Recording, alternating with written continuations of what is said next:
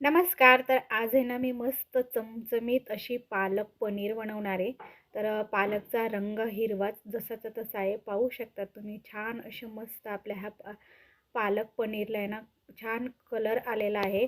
तर हा अगदी नॅचरल कलर आहे. जसा पालकचा हिरवागार कलर राहतो, अगदी तोच कलर कायम आपल्या भाजीमध्ये टिकतो. तर त्यासाठी काही मी टिप्स सांगणार आहे. त्याकरिता व्हिडिओ अगदी शेवटपर्यंत पहा. आणि ज्या ताई आपल्या चॅनलवर नवीन असाल तर लाईक करा आणि आपल्या छोट्याशा चॅनलला नक्कीच सबस्क्राईब करा.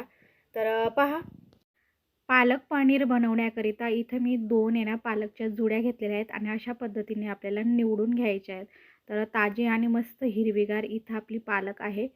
तर पहा इथं आहे ना मी मोठ्या भांड्यामध्ये ना पाणी उकळत ठेवलेलं आहे आणि त्याच्यामध्ये ना 1 चमचाभर साखर टाकलेली आहे.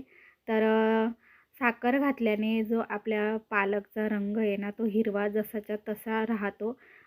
पालक आपलं थोडं काळं पडत नाही. अगदी हिरवंगार मस्त असं राहतात पालक. तर अशा पद्धतीने पहा मी इथं पाणी गरम झाल्यावरच आपल्याला आहे ना, पालक टाकून घ्यायचं आहे. म्हणजे छान असं मस्त रंगसुद्धा छान राहतो आणि जर तुम्ही थंड पाण्यामध्ये पालक टाकणार ना, तर मग ह्या पालकाचा आहे ना रंग थोडा काळपट होतो. त्याच्यामुळे आहे ना पाणी गरम झाल्यावरच आपल्याला आहे ना हे पालक टाकून छान मस्त आता आहे ना 2 मिनटं इथे आहे ना हे पालक शिजवून घ्यायचं आहे. त्याच्यापेक्षा जास्त आपल्याला शिजवायचं नाही आहे. बघा मस्तपैकी इथं 2 मिनटं झालेली आहेत आणि पाहू शकतात आपली बऱ्यापैकी पालक आहे ना मस्त अशी ना शिजवून झालेली आहे. आता आहे ना मी गॅस बंद करून ही पालक आहे ना काढून घेणार आहे. तर बघू शकता तुम्ही पालक शिजल्यानंतर सुद्धा मस्त जशीच्या तशी अगदी हिरवीगार आहे आणि अगदी शेवटपर्यंत म्हणजे भाजी बनवतो तरीसुद्धा हा रंग असाच राहणार आहे. तर व्हिडिओ अगदी शेवटपर्यंत पहा. तर इथे ना मी आता हे पालक आहे ना लगेच थंड पाण्यामध्ये काढून घेणार आहे. म्हणजे अगदी थंडगार फ्रीजचं पाणी असतं ना थंड केलेलं, त्याच्यामध्ये मी ही पालक टाकून घेणार आहे. तर अशा पद्धतीने थंड पाण्यामध्ये टाकल्याने काय होईल, की जी पालकची जी कुकिंग प्रोसेस आहे तर ती लगेच थांबेल आणि रंगसुद्धा थंड पाण्यामध्ये टाकल्याने मग जसाच्या तसा हिरवागार टिकून राहतो. त्याच्यामुळे ना नक्कीच तुम्ही हे इथं आहे ना थंड पाण्याचा वापर करा. पहा मस्त अशी आपली इथं सर्व पालक मी इथं काढून घेतलेली आहे आणि मग थंडसुद्धा झालेली आहे, कारण आपण अगदीच थंड पाण्यामध्ये टाकलं होतं त्याच्यामुळं. तर पहा मस्त अशी आपली ही पालकसुद्धा थंड झालेली आहे. आता आहे ना आपण छान मिक्सरला बारीक करून घेणार आहे. म्हणजे पेस्ट आपल्याला ह्या पालकची करून घ्यायची आहे. आता ह्या पालकमध्ये जे काही एक्स्ट्राचं पाणी आहे तर ते थोडंसं मी इथं निथळून घेणार आहे आणि मग आपल्याला बारीक करून घ्यायची आहे मिक्सरला. तर पहा अशा पद्धतीने आता ही पालक बारीक करत असताना ना इथं मी पाण्याचा अजिबात वापर करणार नाही आहे. अगदी ह्या जे काही आपण पालकमध्ये भरपूर असं पाणी आहे त्याच्यामुळं आपल्याला वरून पाण्याची अजिबात गरज लागत नाही. आणि पाहू शकतात अशा पद्धतीने आपल्याला मस्त बारीक अशी याची पेस्ट तयार करून घ्यायची आहे. तर पाणी अजिबात लागत नाही आपल्याला. आता ह्याच मिक्सरच्या भांड्यामध्ये ना मी एक छोटंसं वाटण तयार करून घेणार आहे. म्हणजे ही भाजी आणखीनच आपली अजून चविष्ट होणार. त्याकरिता मी इथं 10 ते 12 लसूणच्या पाकळ्या घेतलेल्या आहेत आणि तिखटाप्रमाणे मी इथं हिरव्या मिरच्या घेतलेल्या आहेत. कारण लाल मिरचीचा इथं मी वापर करणार नाही आहे आणि थोडीशी आपल्याला कोथिंबीर घ्यायची आहे. आणि पहा अशा पद्धतीने थोडं जाडसरच हे वाटलेलं आहे. तर इथं तुम्ही हे वाटण करण्याऐवजी सगळ्या अद्रक आणि लसूण मिरची बारीक चिरून घेतली ना तरीसुद्धा चालेल. आता इकडे मी 3 ते 4 चमचे कढईमध्ये तेल गरम करून घेतलेले आहे. त्याच्यामध्ये 1 चमचा जिरे आणि एक बारीक चिरून घेतलेला कांदा याच्यामध्ये टाकून आपल्याला छान मस्त हे कांदे ना रंग बदलूस तोपर्यंत मस्त असे ना परतवून घ्यायचे आहेत. 1-2 मिनटं आपल्याला लागतील. तर 1-2 मिनटानंतर कांदे थोडेसे अर्धवट परतवून झाले ना, लगेच जी काही आपण अद्रक, लसूण, हिरवी मिरचीची पेस्ट करून घेतली होती ना, तर ती टाकून तीसुद्धा आपल्याला ह्या कांद्यांसोबत छान अशी मस्त परतवून घ्यायची आहेत. म्हणजे कांदे पण परतले जातील आणि ही जे काही पेस्ट घातलेली आपण तीसुद्धा परतून होईल. तर पहा मस्त असे आपले हे छान परतवून होतं आहे. तर सगळं यांचा जो कच्चेपणा आहे तर तो व्यवस्थित असा निघून होतो. तर बघा आपला ह्या भाजीसाठी मग जो काही मसाला आहे तर तो व्यवस्थित असं सर्व काही परतवून झालेलं आहे. आता आपण मसाले टाकून घेणार आहे याच्यामध्ये, जे काय आपण घरगुती किंवा नेहमी आपण वापरातले जे भाज्यांमध्ये वापरतो तेच मसाले आहेत, वेगळे आपण काही टाकणार नाही याच्यामध्ये. तर अर्धा चमचा इथे ना मी हळद घेतलेली आणि अगदी थोडीशी ना अर्धा चमचापेक्षा कमी इथं मी लाल चटणी वापरलेली आहे. 1 चमचा धना पावडर आणि अर्धा चमचा आहे ना इथे मी गरम मसाला टाकलेला आहे. आणि सोबतच या भाजीला आणखीन जास्त छान मस्त चव यावी त्याकरिता इथे ना मी एक मोठा चमचाभर ना कसुरी मेथी घातलेली आहे.